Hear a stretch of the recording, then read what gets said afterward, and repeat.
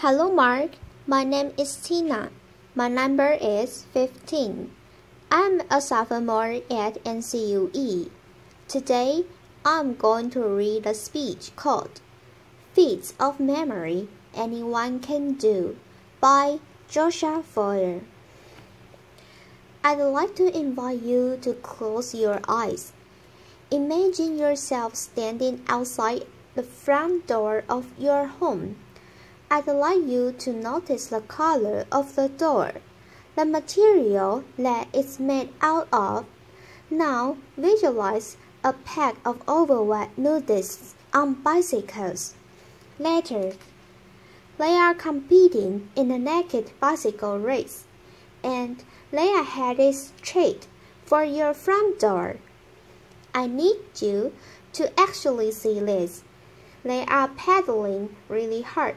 They are sweaty, they are bouncing around a lot, and they crash straight into the front door of your home. Bicycles fly everywhere, wheels roll past you, spokes end up in awkward places. Step over the threshold of your door into your foyer, your hallway, whatever's on the other side, and appreciate the quality of the light. The light is shining down on Cookie Monster. Cookie Monster is waving at you from his perch on top of a tin horse. It's a talking horse. You can practically feel his blue fur tickling your nose. You can smell the oatmeal raisin cookie that he's about to shovel into his mouth. Walk past him into your living room.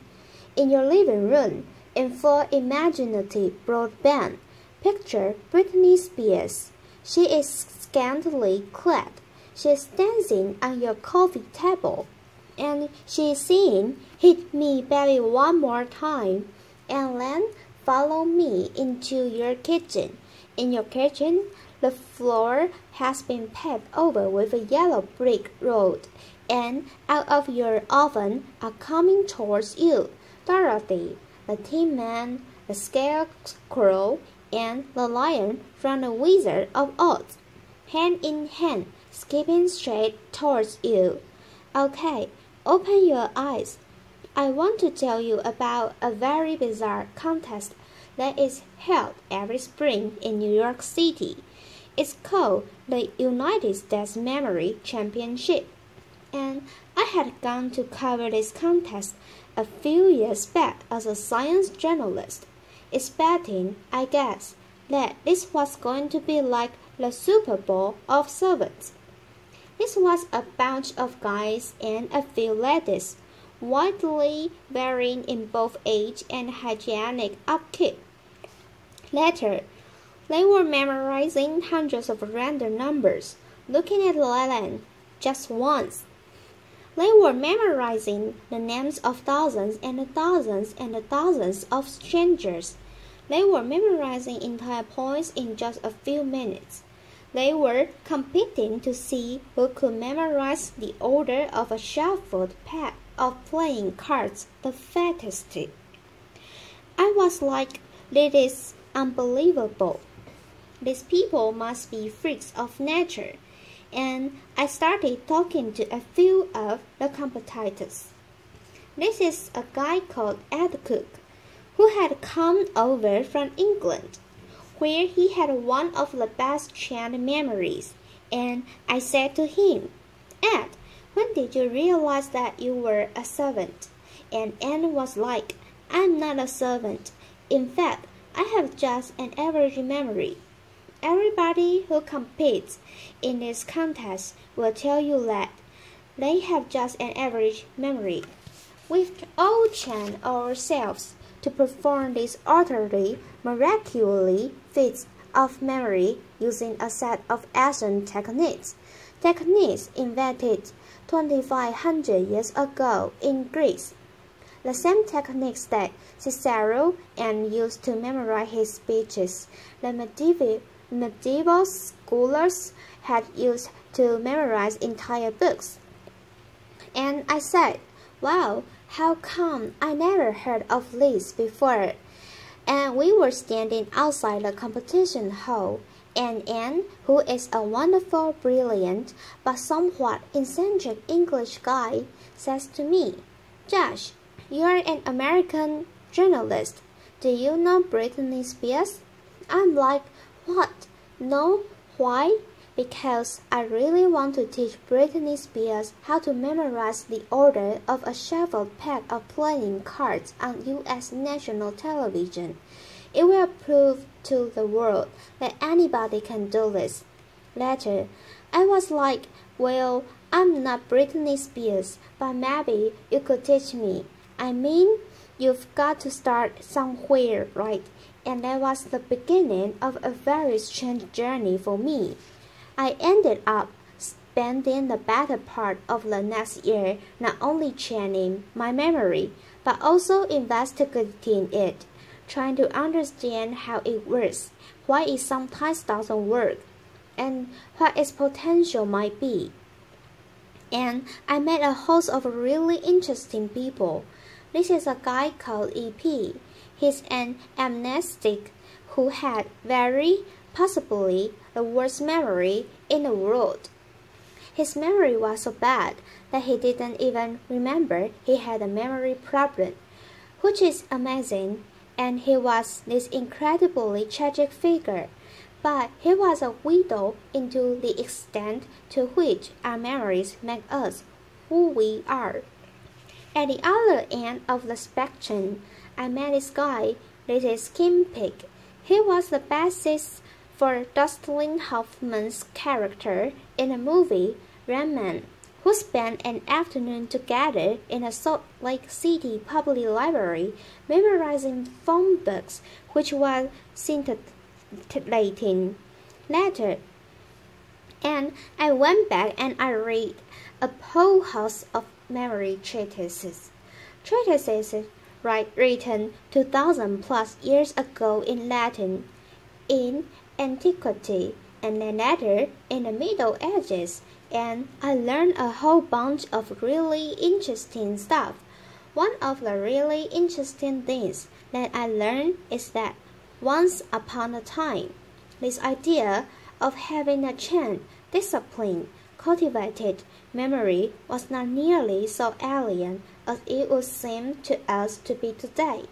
Once upon a time, people invested in their memories, in laboriously furnishing their minds.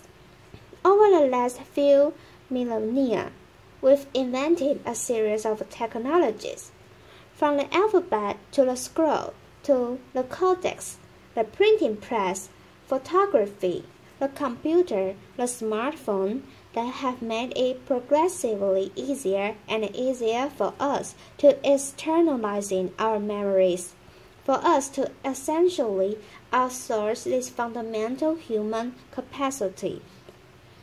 These technologies have made our modern world possible, but they've also changed us. They've changed us culturally, and I would argue that they've changed us cognitively. Having little need to remember anymore, it sometimes seems like we've forgotten how. One of the last places on earth where you still find people passionate about this idea of a trained, disciplined, cultivated memory is at this totally singular memory contest. It's actually not that singular, like our contests held all over the world. And I was fascinated. I wanted to know how do these guys do it. A few years back, a group of researchers at University College London brought a bunch of memory champions into the lab. They wanted to know, do these guys have brains that are somehow structurally and anatomically different from the rest of ours? The answer was no. Are they smarter than the rest of us? They gave them a bunch of cognitive tests, and the answer was not really. There was, however, one really interesting and telling difference between the brains of the memory champions and the control subjects that they were comparing them to.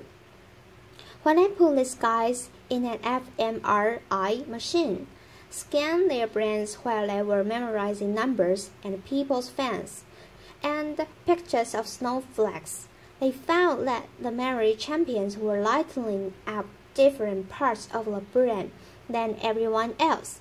Of note, they were using, or they seemed to be using, a part of the brain that's involved in spatial memory and navigation. Why, and is there something that the rest of us can learn from this? The sport of competitive memorizing is driven by a kind of arms race where every year somebody comes up with a new way to remember more stuff more quickly, and then the rest of the field has to play catch up. This is my friend, Ben Pridmore, 3-time world memory champion. On his desk in front of him are 36 shuffle packs of playing cards that he is about to try to memorize in 1 hour, using a technique that he invented and he alone has mastered. He used a similar technique to memorize the precise order of 4,140 random binary digits in half an hour. Later, and while there are a whole host of ways of remembering stuff in these competitions, all of the techniques that are being used ultimately come down to a concept that psychologists refer to as elaborative encoding, and is well illustrated by a nifty paradox known as the Baker-Becker paradox, which goes like this. If I tell two people to remember the same word, if I say to you, remember that there is a guy named Baker, that's his name, and I say to you, remember that there is a guy who is a baker, okay, and I come back to you at some point later on, and I say, do you remember that word that I told you a while back? Do you remember what it was? The person who was told his name is Baker is less likely to remember the same word than the person was told his job is a baker. Same word, different amount of remembering. That's weird. What's going on here? Well, the name Baker doesn't actually mean anything to you. It is entirely untouched from all of the other memory floating around in your skull. But the common non-baker, we know bakers. Bakers wear funny white hats. Bakers have flour on their hands. Bakers smell good when they come home from work. Maybe we even know a baker, and when we first hear that word, we start putting these associational hooks into it. They make it easier to fish it back out at some later date.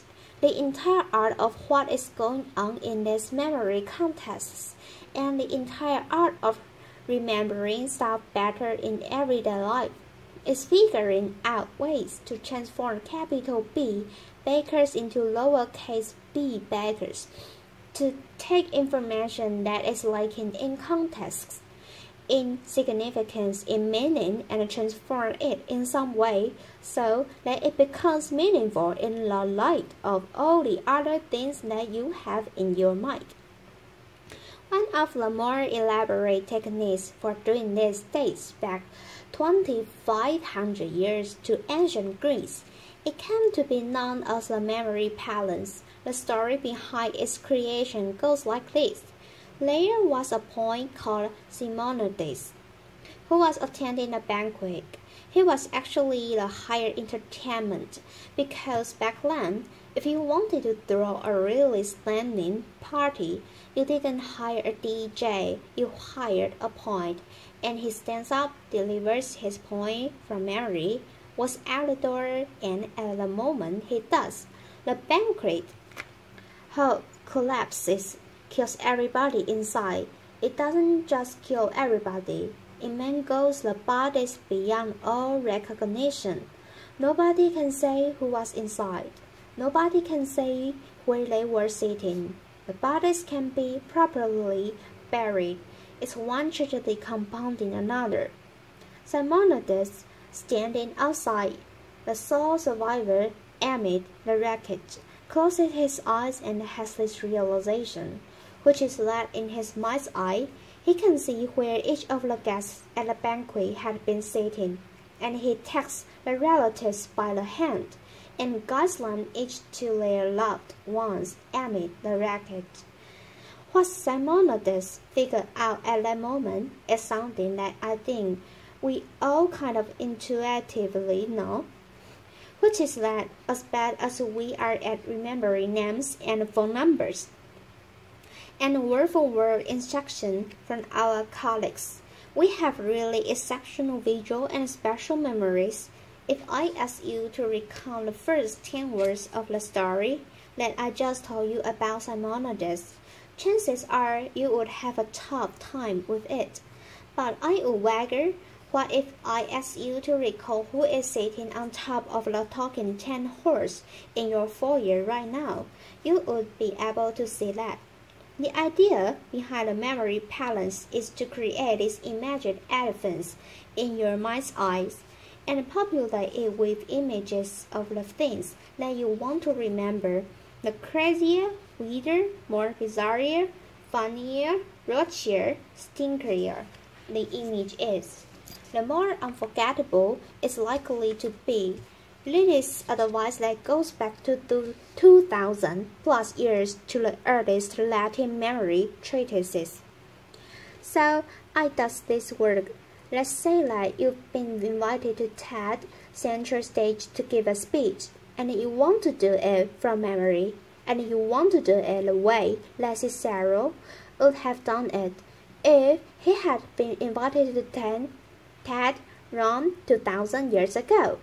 Later, what you might do is picture yourself at the front door of your house, and you'd come up with some sort of crazy, ridiculous, unforgettable image to remind you that the first thing you want to talk about is this totally bizarre contest. Later, and then you'd go inside your house, and you would see an image of Cookie Monster on top of Mr. Ant, and that would remind you that you would want to then introduce your friend Anna Cook, and then you'd see an image of Britney Spears to remind you of this funny anecdote you want to tell. And you'd go into your kitchen, and the fourth topic you were going to talk about was this strange journey that you went on for a year, and you will have some friends to help you remember that. This is how Roman orators memorize their speeches, not word for word, which is just going to screw you up, but topic for topic. In fact, the phrase topic sentence that comes from the Greek word topos, which means place. That's a vestige of when people used to think about oratory and rhetoric in a sort of special terms. The phrase in the first place, that's like in the first place of your memory palace. I thought it was just fascinating, and I got really into it, and I went to a few more of these memory contests, and I had this notion that I might write something longer about this subculture of competitive memorizers. But there was a problem. The problem was that a memory contest is a pathologically boring event. Truly, it is like a bunch of people sitting around taking a set. I mean, the most dramatic it gets is when somebody starts massaging their temples. And I'm a journalist. I need something to write about. I know that there's incredible stuff happening in these people's minds, but I don't have access to it. And I realized if I was going to tell the story, I needed to walk in their shoes a little bit. And so I started trying to spend 15 or 20 minutes every morning before I sat down with my New York Times, just trying to remember something. Maybe it was a poem, maybe it was names from an old yearbook that I bought at a flea market. and I found that this was shockingly fun. I never would have expected that. It was fun because this is actually not about training your memory. What you are doing is you're trying to get better and better at creating, at dreaming up these utterly ridiculous, raunchy, hilarious, and hopefully unforgettable images in your mind's eye, and I got pretty into it. This is me wearing my standard competitive memorizers training kit. Later, it is a pair of earmuffs and a set of safety goggles that have been maxed over except for two small pinholes. Because distraction is the competitive memorizer's greatest enemy, I ended up coming back to that same contest that I had covered a year earlier, and I had this notion that I might enter it, so of us an experiment in participatory journalism. It made, I thought, maybe a nice epilogue to all my research.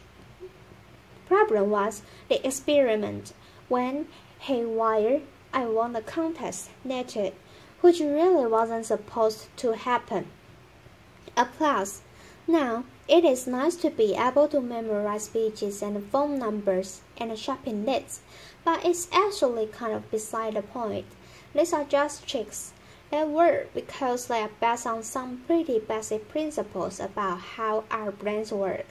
And you don't have to be building memory palaces or memorizing packs of playing cards to benefit from a little bit of insight about how your mind works. We often talk about people with great memories as though it were some sort of an innate gift, but this is not the case. Great memories are learned. At the most basic level, we remember when we pay attention. We remember when we are deeply engaged. We remember when we are able to take a piece of information and experience and figure out why it is meaningful to us, why it is significant, why it is colorful. When we are able to transform it in some way that makes sense in the light of all of the other things floating around in our minds. When we are able to transform bakers into bakers. The memory palace, these memory techniques, they are just shortcuts. In fact, they are not even really shortcuts. They work because they make it work. They force a kind of depth of processing, a kind of mindfulness that most of us don't normally walk around exercising. But they actually are no shortcuts. This is how stuff is made memorable. And I think if there's one thing that I want to leave you with, is what E.P., the amnesiac, who couldn't even remember he had a memory problem, left me with, which is the notion that our lives are the sum of our memories. How much are we willing to lose from our already shared lives by losing ourselves in our Blackberries, our iPhones, but by not paying attention to the human being across from us who is talking with us, by being so lazy that we are not willing to process deeply. I learned firsthand that there are incredible memory capacities latent in all of us, but if you want to live a memorable life, you have to be the kind of person who remembers to remember. Thank you. Applause.